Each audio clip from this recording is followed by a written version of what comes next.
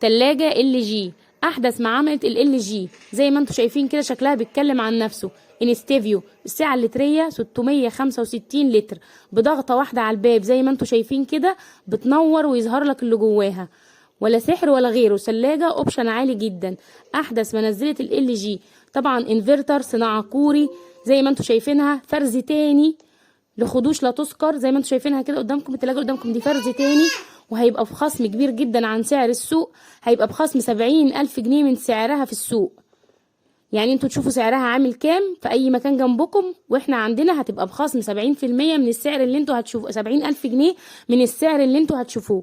زي ما انتوا شايفينها كده جديدة بكل مشتملاتها، فرز تاني، انفرتر موفرة للطاقة، ديسبنسر مية، حاجة تحفة. السعة اللترية اهي قدامكم في بطاقة الصنف 665 لتر، وبخصم 70,000 جنيه من سعر السوق. تلاجة تحفة فخمة في غاية الكمال. في منها الاسود اللي انتوا شفتوه، وفي منها السيلفر زي ما انتوا شايفين السيلفر بتاعها طالعة فرز تاني عشان النقرة اللي انتوا شايفينها في وش الباب دي بس. او ده شكلها من جوه، كبيرة جدا عميقة، 665 لتر السعة اللترية.